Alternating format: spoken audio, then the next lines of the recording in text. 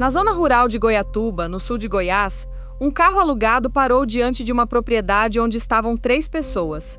Segundo a reconstrução feita depois pela Polícia Civil, o veículo permaneceu ali por volta de 6 minutos. Quando voltou a se mover, 2 pessoas estavam mortas dentro da propriedade e uma terceira saiu de lá ainda viva, dentro daquele mesmo carro. Nas primeiras horas, o caso foi tratado como um crime passional, com a dinâmica ainda em apuração. Pouco mais de uma semana depois, o inquérito apontaria outra coisa. Antes de seguir, um pedido rápido. Se você chegou até aqui, se inscreva no canal e ative o sino. É assim que este tipo de reconstrução continua sendo possível. Casos contados inteiros, com o tempo que eles precisam, e não em 2 minutos de resumo. Feito isso, volta comigo para aquela via rural de Goiatuba, porque a hora seguinte é o centro de tudo o que veio depois. Nathan Moraes Dutra Campos foi atingido por disparos na nuca. Beatriz Soares de Souza foi alcançada no tórax e na cabeça. Os 2 morreram naquela propriedade rural, no dia 28 de julho de 2026. Jaine Barbosa Chaves não morreu ali. Ela saiu viva. Saiu dentro do carro que tinha acabado de chegar, ao lado de Leonardo José de Araújo. Foi isso que a investigação estabeleceu ao reconstruir a movimentação do veículo. Entre a chegada e a saída, aproximadamente 6 minutos. 6 minutos. Não é tempo de discussão. Não é tempo de briga que escala, de portas batendo, de gente tentando se explicar. É o tempo de entrar, fazer o que foi feito e sair. O carro não seguiu para o centro de Goiatuba. Não seguiu para um hospital. De acordo com a apuração da Polícia Civil, ele parou numa via rural e ficou ali por aproximadamente 1 hora. 1 hora é muito tempo quando existe uma pessoa ferida dentro do veículo. O que aconteceu exatamente dentro daquela hora não está estabelecido nas fontes públicas do caso, e este canal não vai preencher esse buraco com suposição. O que está documentado é o que veio da própria Jaine. Conforme a conclusão do inquérito citada pela imprensa, Jaine conseguiu pedir socorro e compartilhar a sua localização. A informação divulgada logo após os crimes falava em uma mensagem enviada à irmã. A conclusão do inquérito registra uma ligação para a mãe. As 2 versões apareceram em momentos diferentes da apuração, e o que se sustenta com firmeza é o essencial. Ela pediu ajuda e disse onde estava. Foi a partir daquela localização que a busca começou. Uma via rural não tem número, não tem esquina, não tem referência que sirva para quem está longe. Tem porteira, tem cerca, tem quilômetros de estrada que parecem todos iguais para quem não mora ali. E tem do outro lado uma família tentando entender por que a ligação terminou.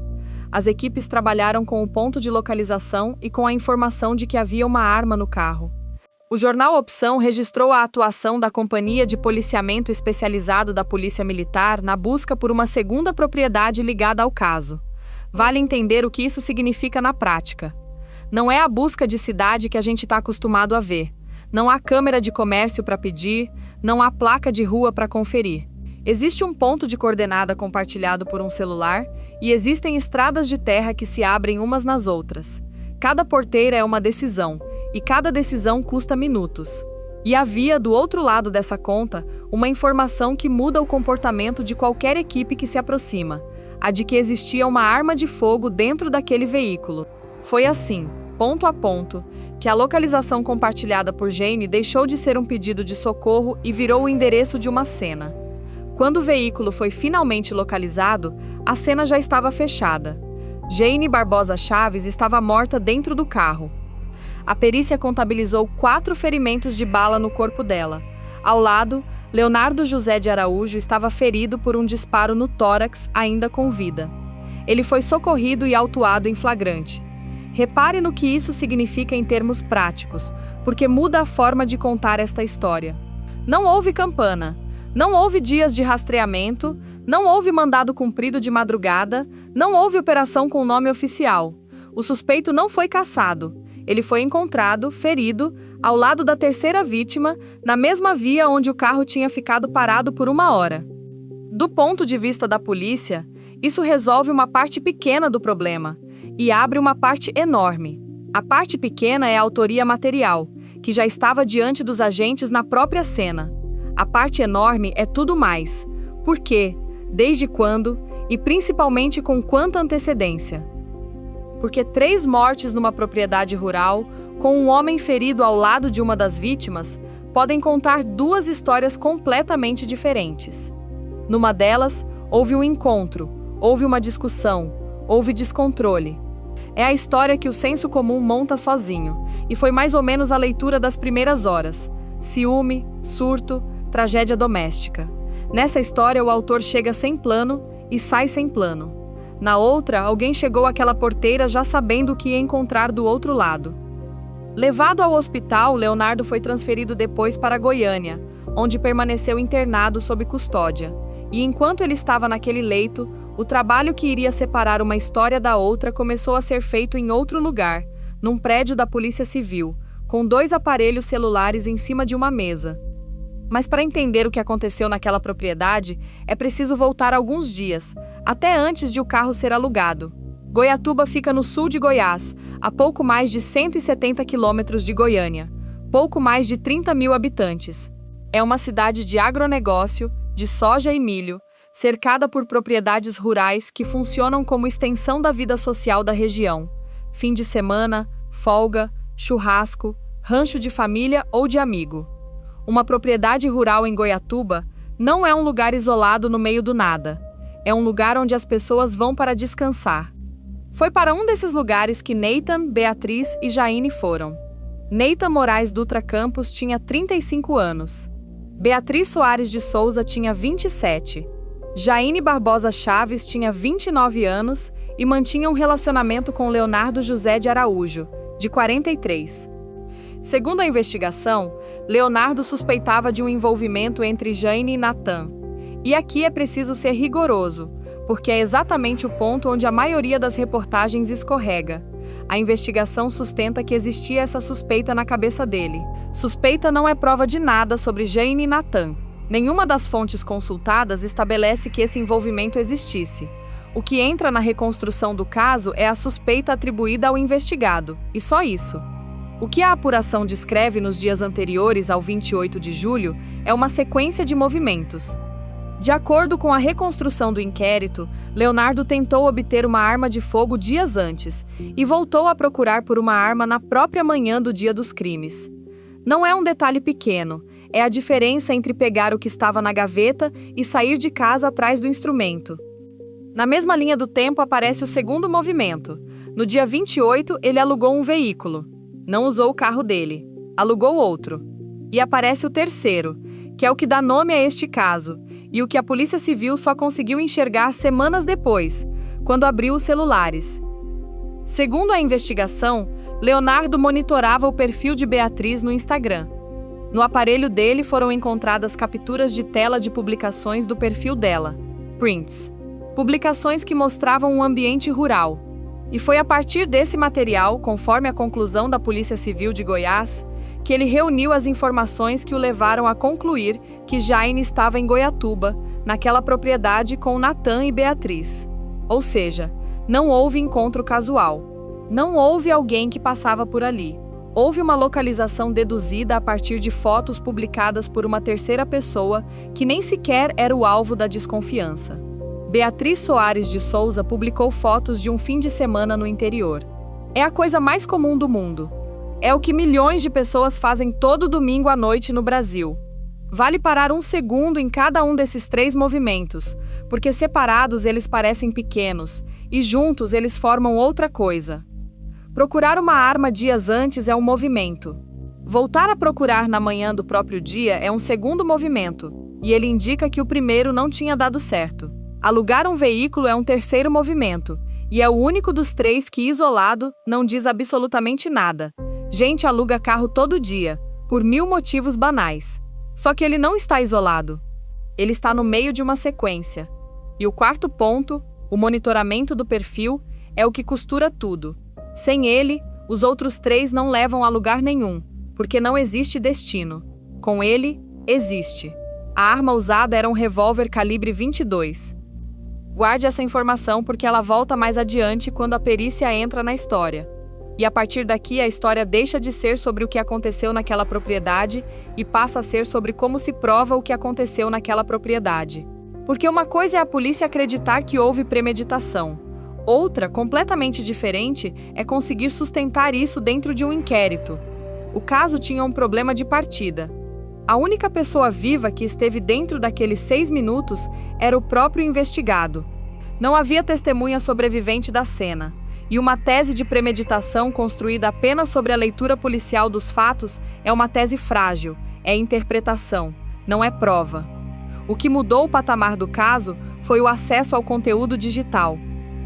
E o acesso a conteúdo de celular, no Brasil, não é algo que um investigador faça porque quer. O aparelho é protegido, o conteúdo é protegido, e a extração precisa de decisão judicial. Um dado tirado fora dessa autorização não vira prova, vira problema, e costuma cair inteiro mais adiante. Por isso, num caso em que a única versão viva sobre a cena era do próprio investigado, o caminho formal importava tanto quanto o conteúdo. Com autorização judicial, a Polícia Civil extraiu os dados dos celulares de Leonardo e de Jaine, os 2 aparelhos. E há aqui um detalhe que merece o nome de bastidor, porque é o tipo de coisa que não aparece na manchete. Segundo a reconstrução da investigação, antes do disparo que o feriu, Leonardo enviou a terceiros as senhas do próprio telefone e do telefone de Jaine. As senhas foram entregues. O material ficou acessível, e o material era grande. Dentro dos aparelhos, a investigação descreve as capturas de tela das publicações de Beatriz, que explicam como ele chegou até aquela propriedade.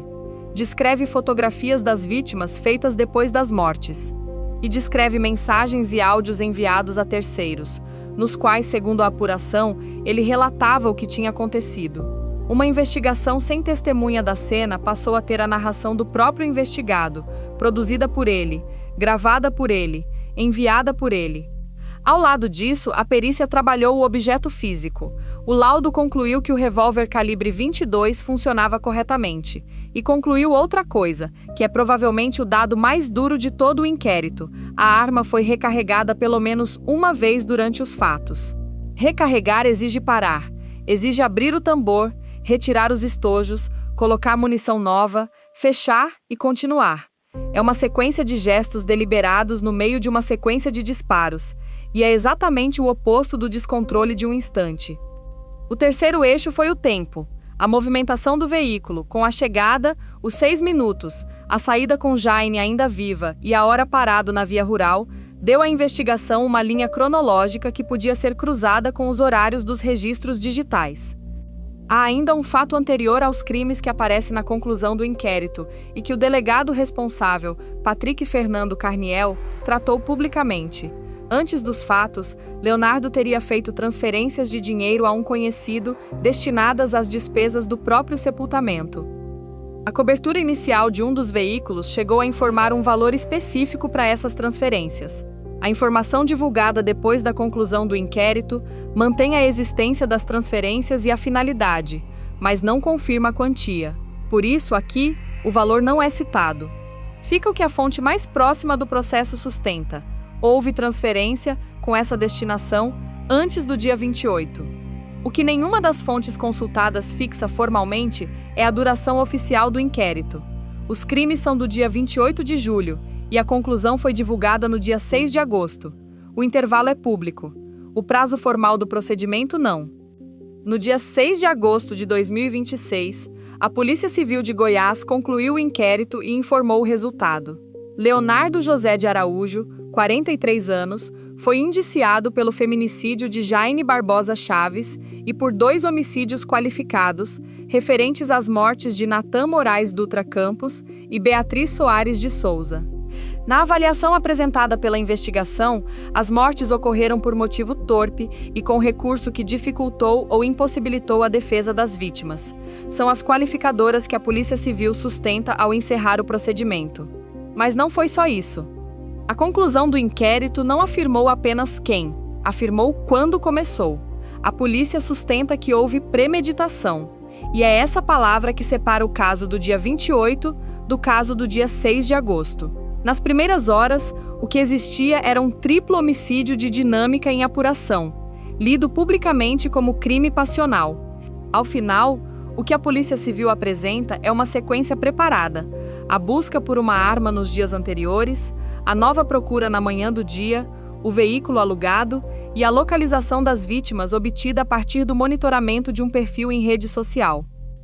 E agora o ponto que precisa ficar absolutamente claro, porque é onde a maioria das coberturas erra e onde o espectador merece precisão.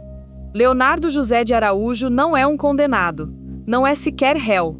Indiciamento é ato da polícia, não do judiciário.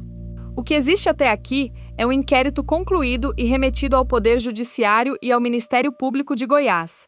Nas fontes localizadas, não consta ainda denúncia formal apresentada pelo Ministério Público, nem recebimento de denúncia por um juiz. Ele permanece preso preventivamente e permaneceu internado em estado grave em Goiânia. Também não consta manifestação da defesa. Os veículos que noticiaram a conclusão do inquérito registraram que tentaram localizá-la e mantiveram o espaço aberto. Até o fechamento das fontes usadas aqui, essa versão não existe publicamente. Quando existir, ela pesa. 3 pessoas morreram numa propriedade rural de Goiatuba em 28 de julho de 2026. Natan tinha 35 anos, Beatriz tinha 27, Jaine tinha 29. O caso deixa uma lição desconfortável sobre a época em que ele aconteceu. A investigação sustenta que o caminho até aquela porteira foi aberto por publicações comuns numa rede social, feitas por alguém que não era o alvo da desconfiança e que não tinha como imaginar o uso que se daria àquilo. E sustenta também que o mesmo hábito digital que apontou o caminho até as vítimas foi o que devolveu a prova para dentro do inquérito. O procedimento policial está encerrado. O processo, se houver denúncia recebida, começa agora, e é ele que vai decidir o que fica estabelecido sobre aquele dia. Até lá, o que existe é o que a Polícia Civil concluiu, o que a perícia mediu e o que o Ministério Público ainda precisa dizer.